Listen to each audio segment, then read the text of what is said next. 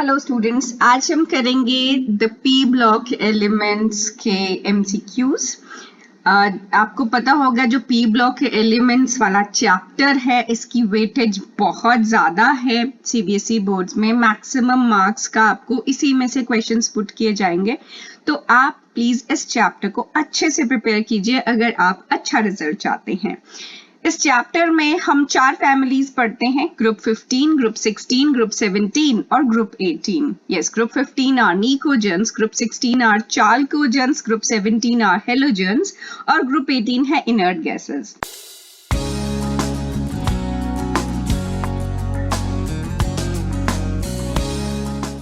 Pnictogens होते हैं वो सफोकेटिंग स्मेल वाले कंपाउंड जैसे अमोनिया, फॉस्फीन वगैरह। चाल्कोजेंस जो हैं they are ore forming. Generally आपको जितने भी मेटल्स अर्थ क्रस्ट में मिलते हैं they are in the form of oxides और सल्फाइड्स, जनरली ग्रुप 16 के साथ कंबाइन किए होते हैं। और हेलोजेंस जो है सॉल्ट प्रोड्यूसिंग है, जो कि सी वाटर में आपको मिलेंगे। और inert gases they are noble gases, they do not react with anyone. So first question है the atmospheric nitrogen is converted to dash in plants, कि एटमॉस्फेयर में जो नाइट्रोजन है वो प्लांट्स को किस फॉर्म में मिलता है? वेल नाइट्रोजन जो है that is a part of amino acids and amino acid produce करते हैं प्रोटीन्स। तो 4 ऑप्शंस आपकी carbohydrate, cellulose, proteins and starch. The correct option is proteins. Second question is nitrogen is inert because of first option है fully filled electronic configuration, its big size, high bond dissociation enthalpy या फिर high electronegativity। Well जो nitrogen है, 2 nitrogen atoms के बीच में triple bond exist करता है, तो जब नाइट्रोजन को रिएक्ट करना है उसको ये ट्रिपल बॉन्ड ब्रेक करना पड़ेगा, जिसके लिए बहुत ज्यादा एनर्जी लगेगी। तो इसकी होती है हाई बॉन्ड डिसोसिएशन एंथैल्पी, जिसकी वजह से ये डिसोसिएट नहीं कर पाता और रिएक्ट नहीं कर पाता, इसीलिए है इनर्ट। नेक्स्ट क्वेश्चन है विच of these is explosive in nature? कौन सा इसमें से एक्सप्लोजिव है नेचर में? NF3, PCl3, ASCl3 या फिर सभी। सबसे ज्यादा एक्सप्लोजिव नेचर जो है वो इन कंपाउंड्स का, नाइट्रोजन फैमिली के एलिमेंट्स का होता है। वो काफी रिएक्टिव होते हैं और नाइट्रोजन और फ्लोरीन का स्मॉल साइज होने की वजह से आपस में वो काफी जल्दी रिएक्ट करते हैं, एक्सप्लोजिव होते हैं नेचर में। सिमिलरली फॉस्फोरस और क्लोरीन का भी साइज सिमिलर है और इनकी जो रिएक्टिविटी है वो भी हाई है। तो इस हिसाब से सारे ही ऑप्शंस जो हैं वो एक्सप्लोजिव्स की तरह बिहेव करते हैं, इसीलिए जो करेक्ट ऑप्शन होगी वो होगी D. Next is which of these is most basic in nature? तो जो ग्रुप 15 एलिमेंट्स होते हैं they are known as lowest basis. वो अपना इलेक्ट्रॉन पेयर डोनेट कर सकते हैं। अब इलेक्ट्रॉन पेयर वो डोनेट कर सकता है जिसके पास इलेक्ट्रॉन डेंसिटी काफी ज्यादा हो। तो जो अमोनिया का स्ट्रक्चर है ऐसे NH3 है और उसके पास लोन पेयर है, तो नाइट्रोजन इन इलेक्ट्रॉन्स को अपनी तरफ पुल करता है। गुड इनफ इलेक्ट्रॉन डेंसिटी इसके पास यहाँ पर इकट्ठी हो जाती है, जिसकी वजह से इलेक्ट्रॉन्स की अवेलेबिलिटी काफी है और ये इजीली डोनेट कर सकता है। क्योंकि नाइट्रोजन सबसे ज्यादा इलेक्ट्रोनेगेटिव है अपनी फैमिली में, इसीलिए सबसे ज्यादा बेसिक भी वही होगा, क्योंकि सबसे ज्यादा इलेक्ट्रॉन डेंसिटी पुल करने में यही सक्सेसफुल रहता है। So correct option is A. Then is bond angle is highest in. अब बॉन्ड एंगल जो है वो भी डिपेंड करता है इन्हीं रिपल्शंस पे। तो जैसे हमने बात की कि जो नाइट्रोजन है सबसे ज्यादा इलेक्ट्रोनेगेटिव है, तो वो सारे इलेक्ट्रॉन्स को अपनी तरफ पुल करके यहाँ इलेक्ट्रॉन डेंसिटी ज्यादा कर देता है, जिसकी वजह से इसमें रिपल्शन ज्यादा हो जाती हैं और बॉन्ड एंगल भी ज्यादा हो जाता है। तो अगेन नाइट्रोजन सबसे ज्यादा इलेक्ट्रोनेगेटिव है, तो वो सबसे ज्यादा इलेक्ट्रॉन्स पुल करेगा, सबसे ज्यादा इलेक्ट्रॉन डेंसिटी उसके पास होगी और इसीलिए सबसे ज्यादा बॉन्ड एंगल भी अमोनिया में देखा जाएगा, which is around 107.5। Then next question is which has the highest bond dissociation enthalpy. Bond dissociation enthalpy इस पे डिपेंड करती है कि अगर कोई सिमिलर साइज के एलिमेंट्स आपस में कंबाइन करते हैं तो वो स्ट्रॉन्ग बॉन्ड बनाएगा, लेकिन अगर जो एलिमेंट्स हैं उनका जो साइज है उसमें सिमिलैरिटी नहीं है तो वो वीकर बॉन्ड बनाता है, क्योंकि ओवरलैपिंग अच्छे से नहीं हो पाती है और इसकी वजह से वो बॉन्ड जल्दी टूट जाता है। तो इस कॉन्सेप्ट के अकॉर्डिंग जो अमोनिया है, अमोनिया में नाइट्रोजन और हाइड्रोजन दोनों का साइज सेम हो जाने की वजह से वो high bond dissociation enthalpy show करेंगे। So A is the correct option. So question 7 है the number of POH bonds in the oxidation state of phosphorus atom in pyrophosphoric acid which is H4P2O7 respectively are. So H4P2O7 का structure अगर हम बनाएं, दो phosphorus हैं हमारे पास, हर phosphorus total 5 bond बनाता है, दो बॉन्ड से ऑक्सीजन के साथ बना लेगा 3 4 5। सिमिलरली यहाँ पर दो बॉन्ड ऑक्सीजन के साथ 3 4 5। हम अपने हाइड्रोजन देखते हैं, टोटल 4 हाइड्रोजन एटम्स हैं एंड टोटल 7 ऑक्सीजन है। सो 1 2 3 4 5 6 एंड 7th यहाँ पर आ जाएगा। तो इसके पास 4 OH बॉन्ड्स हैं, तो जो POH बॉन्ड्स हम कैलकुलेट करेंगे वो हो जाएंगे 4। और फॉस्फोरस की ऑक्सीडेशन स्टेट निकालने के लिए hydrogen is +4 +2x for phosphorus, क्योंकि दो फॉस्फोरस है, और एक ऑक्सीजन पे है -2 चार्ज, तो 7 ऑक्सीजन पे होगा -14। दिस इज इक्वल टू 0, और we can say 2x - 10 is equal to 0 और x comes out to be 5। तो टोटल 4 बॉन्ड्स हैं और 5 ऑक्सीडेशन स्टेट है फॉस्फोरस की। So D is the correct option. Next is which forms p-pi multiple bond with itself and with carbon and nitrogen. So जब भी pi bond बनता है तो p ऑर्बिटल्स वो यूज करते हैं जिनके पास d ऑर्बिटल्स की अवेलेबिलिटी नहीं होती।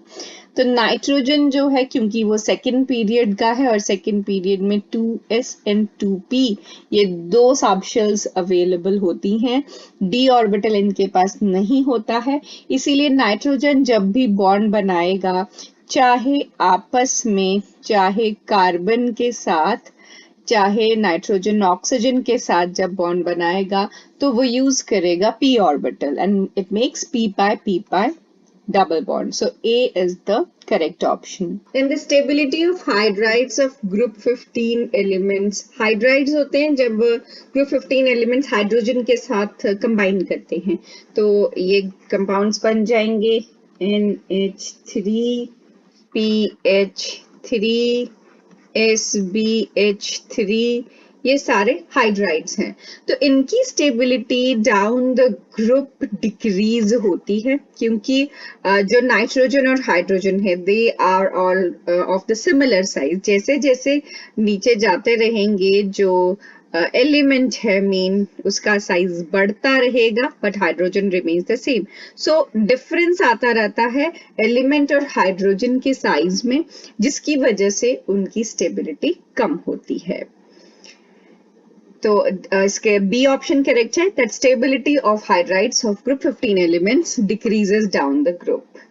Next is which among these is a neutral oxide? CO, NO, N2O, ये सभी के सभी जो है वो न्यूट्रल ऑक्साइड्स हैं। न्यूट्रल ऑक्साइड्स वो हुई जो ना एसिडिक है ना वो बेसिक हैं। Then as arsenic drugs are mainly used for the treatment of, arsenic drugs के आप कंपाउंड्स पढ़ोगे जो सिफिलिस को ट्रीटमेंट करने के लिए यूज होते हैं। दो आर्सेनिक थोड़ा सा पॉइजनस भी होता है, लेकिन जो इसके क्यूरेटिव इफेक्ट्स है they are far better. Syphilis एक सेक्सुअली ट्रांसमिटेड डिजीज है जिसकी ट्रीटमेंट के लिए आर्सेनिक यूज होता है। So C is the correct answer. Then is which of the following acts as rocket fuel? इनमें से किसको हम rocket fuel के form में use कर सकते हैं? Your options are first one is ammonia, then second is hydrazine, third is urea, fourth is none. So N2H4 जिसको हम hydrazine बोलते हैं, that can be used as rocket fuel. Next is the tetrahedral angle 109.28 is found in जो ammonia है, ammonia का pyramidal shape रहता है, 3 bonds हैं और एक लोन पेयर है. लेकिन अगर ये लोन पेयर H पॉजिटिव को डोनेट कर दी जाए तो टोटल इसके 4 बॉन्ड्स बन जाते हैं NH4 पॉजिटिव में and it gains tetrahedral angle. So NH4 positive is the answer. This is having tetrahedral angle which is 109.28. Then number of POP bonds in cyclic metaphosphoric acid. Cyclic metaphosphoric acid बनाने के लिए आपको 3 phosphorus इस तरीके से alternate position पे और 3 oxygen इसके ऑल्टरनेट पोजीशन पे ड्रॉ करके आपस में इनको ज्वाइन करना है. हर फॉस्फोरस के पास एक डबल बॉन्ड O होता है और हर फॉस्फोरस के पास एक OH ग्रुप अटैच्ड होता है. टोटल 5 बॉन्ड्स फॉस्फोरस बनाता है. अब अगर आप इसमें कैलकुलेट करेंगे इनके POP बॉन्ड तो आपको 3 POP बॉन्ड्स मिलेंगे 1, 2 and 3.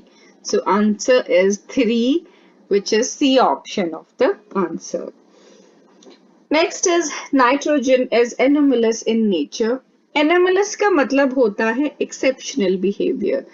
हर फैमिली का जो फर्स्ट मेंबर है वो बाकी सारी फैमिली मेंबर से थोड़ा सा डिफरेंटली बिहेव करता है जिसकी वजह से उसको नाम दिया जाता है एनोमलस बिहेवियर.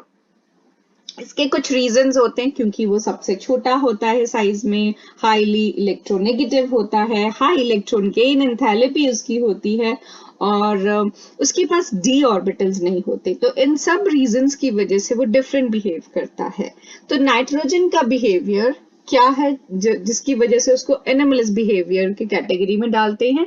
पहला ऑप्शन है फॉर्म्स डायटोमिक मॉलिक्यूल. बिल्कुल, नाइट्रोजन एग्जिस्ट करता है N2 के फॉर्म में जबकि बाकी जो भी उसके फैमिली मेंबर्स हैं वो P4 के फॉर्म में एग्जिस्ट करते हैं.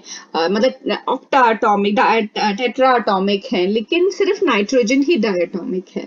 It is not able to extend its coordination number. बिल्कुल, नाइट्रोजन 4 बॉन्ड्स मैक्सिमम बना सकता है, इसकी कोवेलेंसी 4 से ज्यादा एक्सटेंड नहीं हो सकती.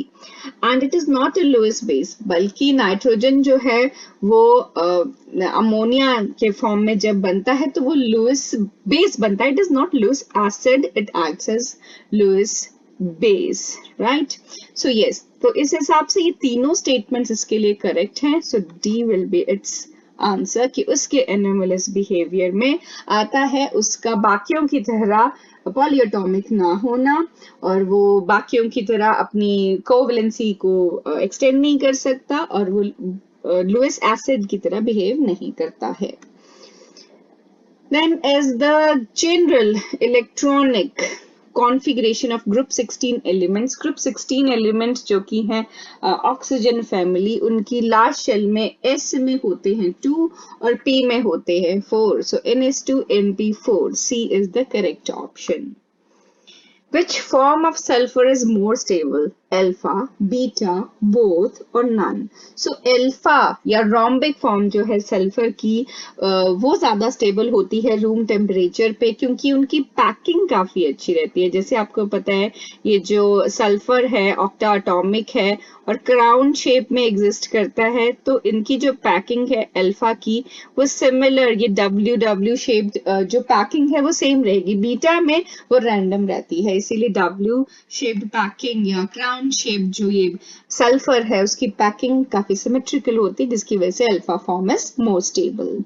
सो A is the answer. Next question is which is the correct order of boiling point of group 16 hydrides? So group 16 hydrides हुए जब ऑक्सीजन, सल्फर, सेलेनियम, टेलुरियम, इनके साथ हाइड्रोजन कंबाइन करेगा। तो जनरली क्या होता है कि बॉइलिंग पॉइंट जो है वो डिपेंड करता है साइज पे। जैसे जैसे साइज इंक्रीज करता रहता है, van der Waals forces increase करती रहती हैं, और melting point and boiling point भी इंक्रीज करता रहता है। मगर हाइड्रोजन बॉन्डिंग की वजह से जो वाटर है H2O में ऑक्सीजन की इलेक्ट्रोनेगेटिविटी की वजह से वो हाइड्रोजन बॉन्ड बना लेता है। तो और इसी की वजह से, जबकि वाटर का सबसे कम होना चाहिए था मगर ऐसा नहीं होता, it goes to the highest और it follows the first option, सबसे ज्यादा वाटर का, फिर H2TE टेलुरियम के साथ हाइड्राइड, फिर H2SE and at last is H2S. So A is the correct option. Next is H2S is more acidic than H2O.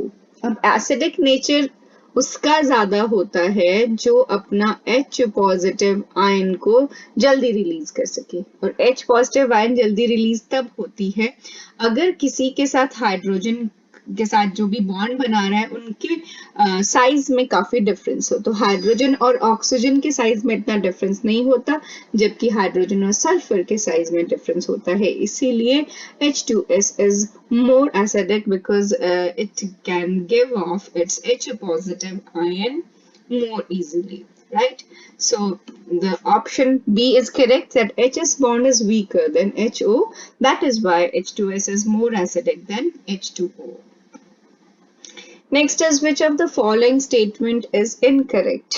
First statement है oxygen is less electronegative than fluorine. Second option says oxygen has weakened d orbital. Third option says oxygen exists as O2 and O3. And fourth option says that oxygen has 3 isotopes. So second option is not correct, क्योंकि oxygen के पास d orbitals नहीं होते।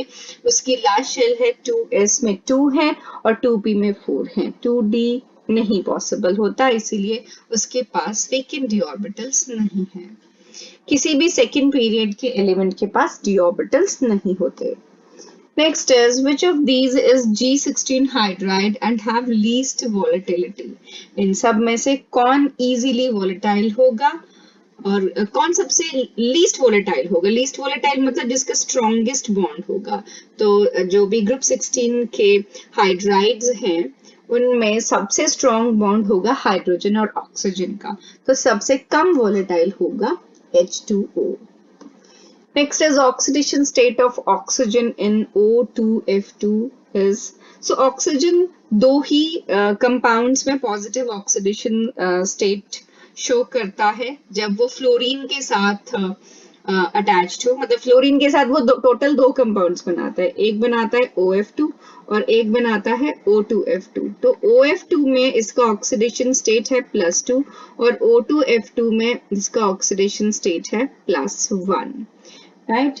सो आपके पास इसका option आ जाएगा 1 कि इसमें इसका ऑक्सीडेशन स्टेट है +1। Then as name the element which can show oxidation state higher than 2. 2 से ज्यादा ऑक्सीडेशन स्टेट शो किया जा सकता है, which cannot show, जो नहीं शो कर सकता 2 से ज्यादा oxidation state, that is oxygen. Because of lack of d orbitals oxygen can not show oxidation state higher than 2। Other elements can make their electrons jump to the next orbitals and they can show higher oxidation states. The correct statement regarding ozone is, it is thermally stable, it protects us from ultraviolet rays, it is isotope of oxygen, it is green in color. So the correct statement is that it protects us from harmful ultraviolet rays because it is thermally not stable, तभी वो यहाँ पर नहीं मिलता, 20 kilometres ऊपर मिलता है। और वो आइसोटोप नहीं है ऑक्सीजन का, वो एलोट्रॉप है ऑक्सीजन का, और वो ग्रीन नहीं है, ब्लू है कलर में। Next is which of the following agents can destroy ozone layer? तो क्लोरोफ्लोरोकार्बन्स डिस्ट्रॉय कर सकते हैं, नाइट्रोजन ऑक्साइड्स जो कि एरोप्लेन जेट प्लेन्स के एग्जॉस्ट में होती है, वो ओजोन के साथ इंटरैक्ट करके नाइट्रोजन डाइऑक्साइड में चेंज हो जाती है, तो ओजोन को ब्रेक कर देती है। क्लोरीन के फ्री रेडिकल्स भी ओजोन को डिस्ट्रॉय करते हैं, तो all of them can destroy ozone layer. So इस पार्ट में आज हम इतने ही क्वेश्चंस करेंगे, बाकी के क्वेश्चंस हम करेंगे नेक्स्ट पार्ट में। टॉपिक से रिलेटेड आपकी जो भी प्रॉब्लम्स हो, जो भी क्वेरीज हो, आपको जो भी पूछना हो, आप कमेंट सेक्शन में लिखकर हमसे पूछ सकते हैं।